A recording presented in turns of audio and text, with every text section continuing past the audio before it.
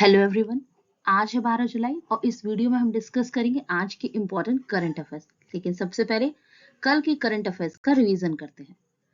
कौन सा देश संयुक्त राष्ट्र आर्थिक और सामाजिक आयोग के सर्वे अनुसार डिजिटल और टिकाऊ व्यापार सुविधा देने में शीर्ष पर है? तो ये है भारत। मध्य प्रदेश की पहली महिला मुख्य सचिव कौन थी जिनका हाल ही में निधन हुआ है? तो ये है निर्मला बुच। बोनालू उत्सव किस राज्य से संबंधित है? तेलंगाना। किस देश में स्थित परमाणु संयंत्र का उपचारित पानी समुद्र में डाले जाने का विरोध किया जा रहा है? तो फुकुशिमा संयंत्र जापान। किसने फॉर्मूला 1 ब्रिटिश ग्रैंड प्रिक्स जीती? मैक्स वेरस्टैपेन, रेड बुल के ड्राइवर। गोपीनाथ मंदिर किस राज्य में है? उत्तराखंड। क्वेजर्स क्या है जिनके आधार पर वैज्ञानिकों ने ब्रह्मांड के विस्तार का अनुमान लगाया? तो ये ब्लैक होल है। नमामि गंगे प्रोग्राम के अंतर्गत किस जीव का गंगा नदी की सफाई हेतु प्रयोग किया गया? कछुआ। अंतर्राष्ट्रीय वित्तीय सेवा केंद्र प्राधिकरण के नए अध्यक्ष कौन है? तो ये के Raja Raman. Canada Open 2023 badminton tournament में पुरुष एकल का खिताब किसने जीता? तो ये लक्ष्य सेन ने। यूक्लिड स्पेस टेलीस्कोप किसने लॉन्च किया? तो ये है यूरोपियन स्पेस एजेंसी। कौन एनजीटी के कार्यवाहक अध्यक्ष हैं? तो ये शिव कुमार सिंह। और विश्व जनसंख्या दिवस किस दिन मनाया जाता है? तो ये मनाया जाता है 11 जुलाई को। अब स्टार्ट करते हैं आज के करंट अफेयर्स। एशिया ओलंपिक परिषद के नए अध्यक्ष शेख तलाल फहद अल अहमद अल सबा किस देश से हैं? ए कुवैत, बी सऊदी अरब, सी यूएई या डी यमन। तो इसका सही आंसर है ऑप्शन ए कुवैत। ये जो नए अध्यक्ष बने हैं ये कुवैत के हैं। अब बात करते हैं एशिया ओलंपिक परिषद। तो इसकी स्थापना कब हुई? इसकी स्थापना की गई 1982 में। और इसका मुख्यालय कहाँ है? तो इसका मुख्यालय है कुवैत सिटी में। अब कुवैत की अगर लोकेशन देखें तो ये है कुवैत। यहाँ इस तरफ ईरान, यहाँ इराक, इस तरफ सऊदी अरेबिया और ये पर्शियन गल्फ। यहाँ पर Gulf of Oman, Oman, Yemen, Gulf of Aden, Red Sea, Egypt and Sudan. Guillain Barre syndrome के मामलों में वृद्धि के कारण निम्न में से किस देश ने राष्ट्रीय आपातकाल की घोषणा की है? ए पेरू, बी अर्जेंटीना, सी उरुग्वे या डी ब्राजील। तो इसका सही आंसर है ऑप्शन ए पेरू। पेरू के द्वारा इस बीमारी के बढ़ते मामलों के कारण अपने देश में राष्ट्रीय आपातकाल घोषित किया गया है।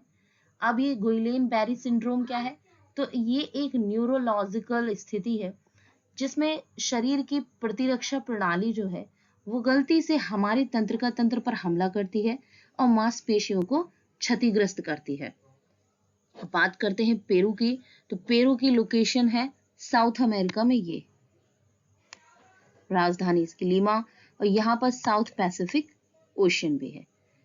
ये है Argentina, Chile, Uruguay, Paraguay, Brazil, Bolivia. Argentina तो ये फीफा के द्वारा जो रैंकिंग जारी की उसमें टॉप मोस्ट फुटबॉल टीम है। उरुग्वे अंडर-20 फुटबॉल वर्ल्ड कप जीता है इटली को हराकर। और ब्राजील तो यहाँ पर अभी जो नया फॉरेस्ट रिपोर्ट या सर्वे आया है तो उसमें सबसे ज्यादा जो ट्रॉपिकल वनों को नुकसान पहुंचाया गया है वो ब्राजील में ही पहुंचाया गया है। भारत ने निम्न में से किस देश के साथ दवाओं के अवैध शिपमेंट को रोकने से संबंधित बॉर्डर शोर्ड संयुक्त ऑपरेशन किया है? ए मिस्र, बी अमेरिका, सी जापान और डी वियतनाम। तो इसका सही आंसर है ऑप्शन बी अमेरिका। अमेरिका के साथ ये ऑपरेशन किया है। इसमें जो भी दवाएं हैं उनका अवैध शिपमेंट रोकने का प्रयास किया गया है। बात करते हैं भारत में दवाओं के नियामक से। तो डीजीसीआई जो है वो भारतीय दवा नियामक निकाय। अब भारत में दवा नियामक निकाय कौन है? तो केंद्रीय औषधि मानक नियंत्रण संगठन इसके प्रमुख हैं। और इनका काम क्या है? जो भी दवाइयां या सौंदर्य प्रसाधन, दवाइयां और सौंदर्य प्रसाधन इनकी गुणवत्ता सुनिश्चित करना और नई दवाओं के अनुमोदन और नैदानिक परीक्षण को विनियमित करना।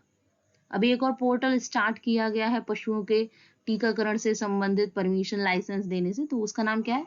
उसका नाम है नंदी।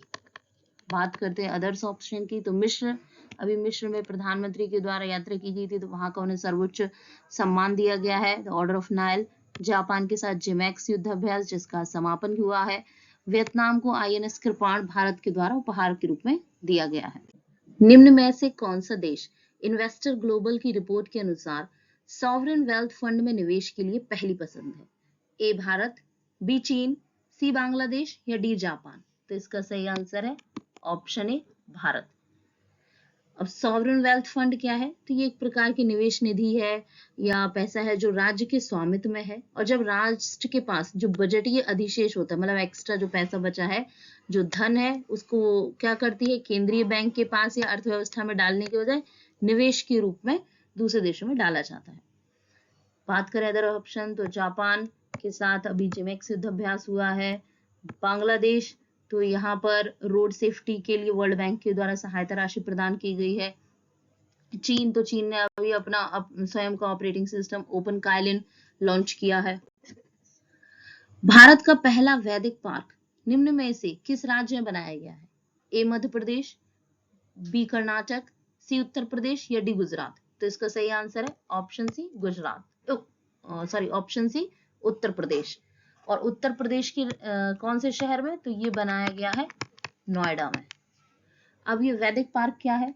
तो ये 4 जो वैदिक साहित्यिक कृतियां हैं उनके अंश वाली या मूर्तियां बनाई गई हैं, दीवारों पर पेंटिंग की गई है। और इसका उद्देश्य क्या है? तो इसका उद्देश्य लोगों को वैदिक संस्कृति से परिचित कराना।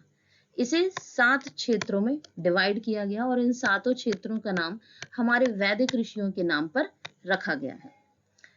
कश्यप ऋषि, अगस्त ऋषि, विश्वामित्र ऋषि, वशिष्ठ ऋषि, अत्रि ऋषि, गौतम ऋषि और भारद्वाज ऋषि। इन सभी 7 ऋषियों के नाम पर इन 7 क्षेत्रों का नाम रखा गया है।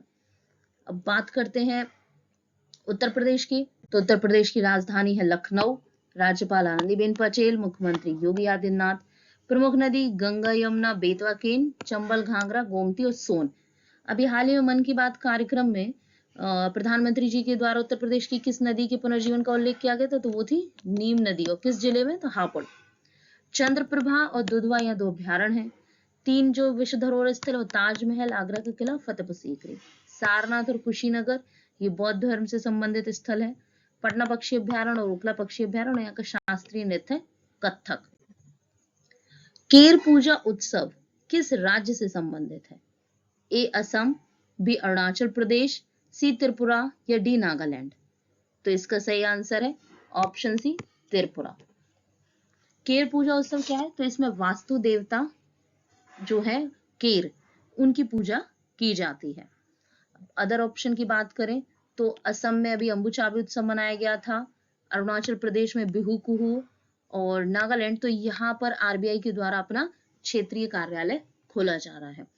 अभी त्रिपुरा की अगर लोकेशन देखें तो ये है त्रिपुरा की लोकेशन, और ये किन 2 राज्यों के साथ सीमा साझा करता है? तो ये मिजोरम और असम के साथ, मिजोरम और असम, और यहाँ पर सीमा साझा करता है बांग्लादेश के साथ। 34वें अंतरराष्ट्रीय जीव विज्ञान ओलंपियाड में कौन सा देश प्रथम स्थान पर रहा? ए भारत, बी जापान, सी चीन या डी अमेरिका? तो इसका सही आंसर है ऑप्शन ए भारत। भारत ने इसमें सभी श्रेणियों में स्वर्ण पदक जीता और प्रथम स्थान पर रहा। जापान को भी 4 स्वर्ण मिले हैं।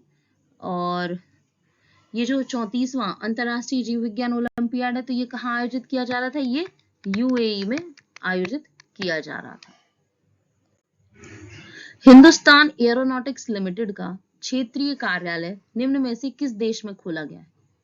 ए ताइवान, बी मिस्र, सी मलेशिया या डी इंडोनेशिया? तो इसका सही आंसर है ऑप्शन सी मलेशिया के कुआलालंपुर में। अब मलेशिया के कुआलालंपुर में, तो मलेशिया कहाँ है? ये है मलेशिया और ये इस Kuala Lumpur. HAL Hindustan aeronautics limited, जिससे कि जो रक्षा संबंध है उनमें मजबूती आएगी और आपसी रक्षा सहयोग को भी इससे बढ़ावा मिलेगा। ताइवान की बात करें तो इनके द्वारा तीसरा अपने वाणिज्यिक केंद्र खोला जा रहा है। मिस्र, तो अभी प्रधानमंत्री जी के द्वारा यहाँ की यात्रा और इंडोनेशिया तो इसकी लोकेशन ये है। भारत ने किस देश के साथ रुपए में द्विपक्षीय व्यापार की शुरुआत की है? ए भूटान, बी नेपाल, सी श्रीलंका या डी बांग्लादेश?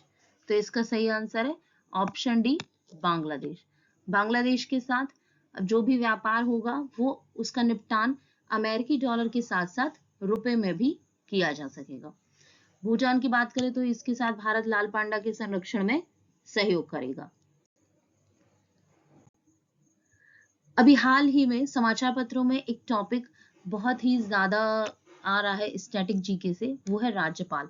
विभिन्न राज्यों में मुख्य वहां के विधान परिषद, मुख्यमंत्री और राज्यपाल में आपसी जो कलह चल रहा है या जो विवाद चल रहे हैं, तो ये राज्यपाल की पद से संबंधित कुछ इंपॉर्टेंट जीके के फैक्ट्स हैं जो आपके आगामी किसी भी परीक्षा के लिए इंपॉर्टेंट हो सकते हैं। तो इस स्लाइड में मैंने आज के करंट अफेयर के टॉपिक में मैंने इसको भी शामिल किया है। बात करें राज्यपाल की, तो ये संविधान के भाग 6 में राज्य शासन का उल्लेख है। आर्टिकल 155 के तहत राज्यपाल की नियुक्ति किसके द्वारा की जाती है? राष्ट्रपति के द्वारा। किसकी सिफारिश पर? तो केंद्रीय मंत्रिमंडल की सिफारिश पर। इनकी कार्यावधि कितनी है? 5 वर्ष है। पहले एक राज्यपाल एक ही राज्य के लिए नियुक्त किया जाता था, लेकिन 7वें संविधान संशोधन 1956 के अनुसार एक राज्यपाल एक से अधिक राज्यों के लिए नियुक्त हो सकता है। कुछ मामलों में राज्यपाल को विशेषाधिकार प्रदान किए गए, विवेकाधिकार भी दिए गए हैं, और ऐसे मामलों में वो मंत्रिपरिषद की सलाह के बिना भी कार्य कर सकता है। कौन कौन से? तो आर्टिकल नंबर 200 के तहत राज्यपाल अपनी विवेक शक्ति का प्रयोग जो राज्य विधायिका द्वारा पारित बिल हैं उनको राष्ट्रपति की स्वीकृति हेतु सुरक्षित रख सकता है। मतलब कोई भी बिल अगर उसके पास विधायिका से पारित होकर आता है तो वो या तो उसको एक्सेप्ट कर सकता है, और अगर वो नहीं भी करना चाहता तो वो ये कह के रख लेता है कि इसे राष्ट्रपति की स्वीकृति के लिए भेजा जाएगा। फिर दूसरा आता है आर्टिकल नंबर 356, जिसमें वो राज्यपाल राष्ट्रपति को सिफारिश करता है कि जो राज्य का शासन है वो संविधान के प्रावधानों के अनुसार नहीं चल रहा है, और यहाँ राष्ट्रपति शासन की वो सिफारिश करता है। और एक और राज्यपाल से संबंधित जो आयोग है वो है सरकारीय आयोग। इसके द्वारा बहुत सारी सिफारिशें की गई थी कि जैसे राज्यपाल उस राज्य का नहीं होना चाहिए, उसे बाहर का होना चाहिए, ये और भी कई सारी सिफारिशें हैं। तो ये कुछ इंपॉर्टेंट फैक्ट्स हैं इस पद से संबंधित जो आपके आगामी किसी भी एग्जाम के लिए इंपॉर्टेंट हो सकते हैं। आपको अगर मेरा वीडियो अच्छा लगा हो तो प्लीज इसे लाइक, शेयर एंड सब्सक्राइब जरूर करें। आज के लिए बस इतना ही। Thank you.